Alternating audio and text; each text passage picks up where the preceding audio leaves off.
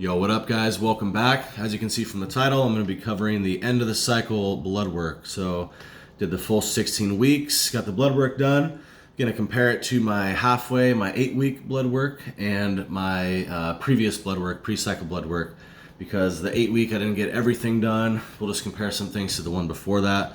I'll post it all on the screen and have the comparisons next to each other to make it really easy to follow. If you guys are new here, basically I am on my second cycle ever. My first cycle was just 300 milligrams of test like 3 years ago. So this is, I don't know, pretty much my first cycle, I would say, or anything that's gonna have an effect like that. And I just wanted to test out Dihydroboldenone or DHB to see if it's something that I could use. Basically, in the future, I'm gonna be going heavy into AAS and PEDs in general, so I figured good time to experiment with dihydroboldenone to see if it's something that I might want to use in the future, see how toxic it is, and I could spread the information out there because there's not a lot of the information online. So I just thought maybe I'd show you guys what's good and see what happens. And now we got the blood results to follow it up with. My dosages I ran the whole time: 300 milligrams of testosterone a week. Test C, 600 milligrams of DHB a week, and 100 milligrams of Anavar per day. Depending on what goals I was doing, I switched up the SARMs or some other things that technically aren't SARMs. So basically what I'm doing right now is MK677 at 20 milligrams a day because I'm on a bulk. And I really, if you saw my last video, I really like water retention with the DHB. I think those two go hand in hand and make the biggest difference, and they synergize very well. So if you didn't see that, basically if you're gonna run DHB, get bloated, use something that puts some water retention on your body, possibly use it on a bulk with a lot of carbs, that would be good. Just what I like, what feels really good for me. So just keep that in mind. We'll throw up on the screen right now my blood work.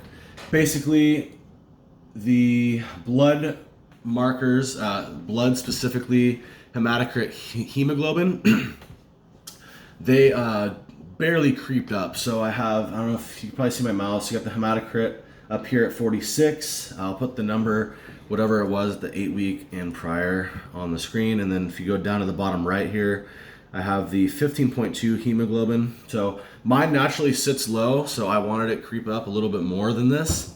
But I know it was a cause for concern because some people, well, it comes from equipoise. So equipoise is known to really spike up your hematocrit and hemoglobin a lot. So, DHB comes from that. Definite cause for concern. I would say it has zero effect because testosterone is going to increase it, and NAAS in general is going to increase both of those. So I would say zero effect at pretty much nothing. Everything else from the actual blood looks good. The only red marker is the RDW, which is red cell distribution width. It's like 0.3 over the thing. So I looked it up. It's not anything to worry about.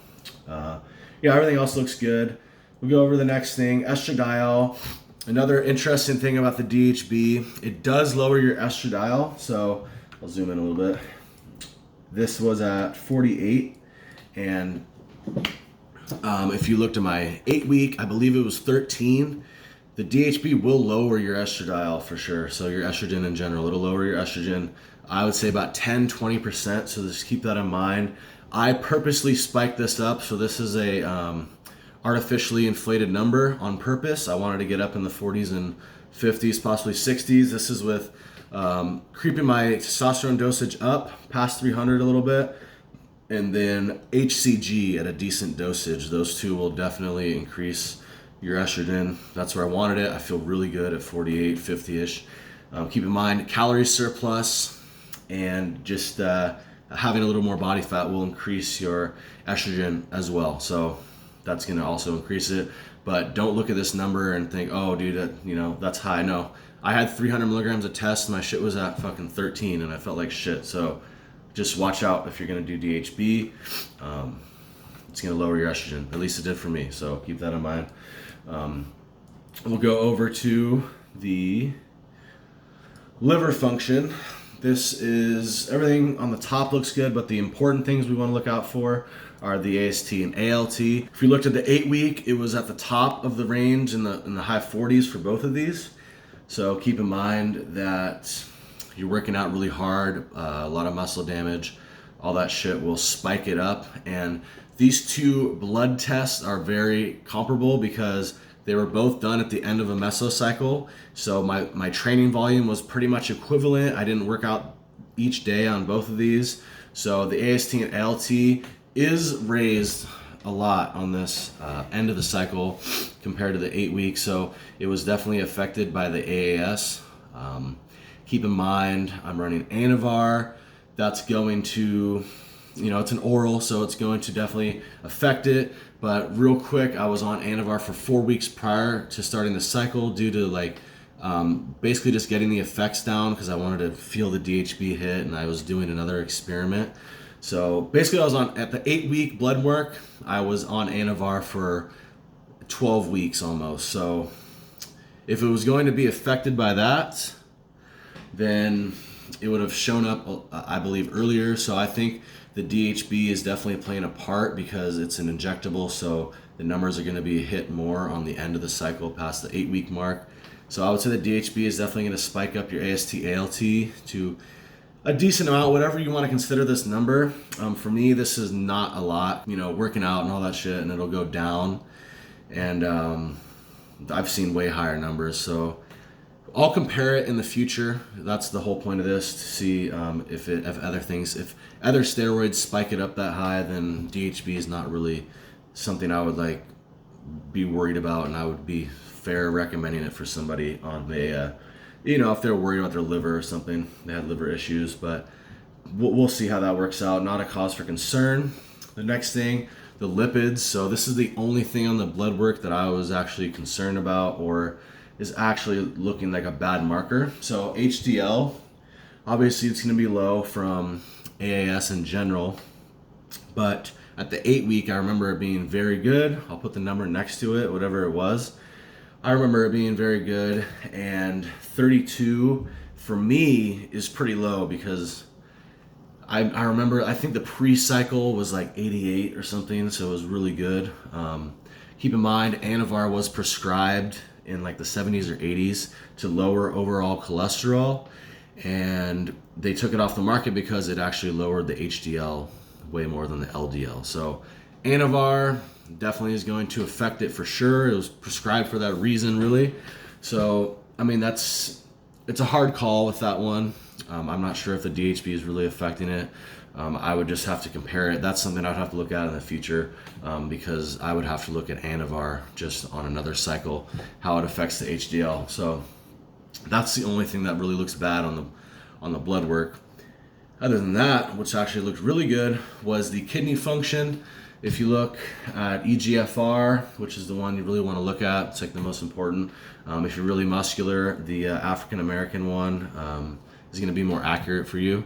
Regardless, they actually improved my EGFR, and which is really surprising because Anavar, first off, the DHB, people did have a cause for concern of it affecting your kidneys because it comes from equipoise. So I know equipoise, it's been people have been barking that it fucks with your kidneys, so they were kind of worried about that. I would say zero effect, at least for me, it has zero cause for concern in the kidneys.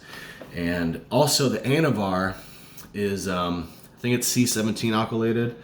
Don't quote me on that. It is methylated. The way it actually breaks down in the body, they did studies, it's kind of more like 50-50 being broken down by the liver and the kidneys. So I was expecting a hit on the kidneys, but improved. The only thing I take for kidneys is NAC at 600 milligrams a day before I go to bed, and that is it. So I would say no cause for concern on kidneys whatsoever, at least for me. Other than that, really good. Just have to watch out for the HDL. That's really all it comes down to. Basically, my whole mesocycle ended perfectly. I hit 250 pounds. So I know my last physique that I did, I was close to the 240 or some bullshit like that, 242, I don't remember. But I wanted to hit that 250, so I hit 250 on the last couple days of the mesocycle. cycle ended and we're all done. And 2 days later, I actually came down with coronavirus. That's why I sound a little bit nasally, I think, or whatever. So, but it happened at a perfect time. It was like right when the cycle ended and taking a deload off the gym. Anyway, so if you guys enjoyed it, hit it with a like. Yeah, man, I'll try to post a little bit more. So if you want to see some more, subscribe. I would really appreciate it. And take care, guys.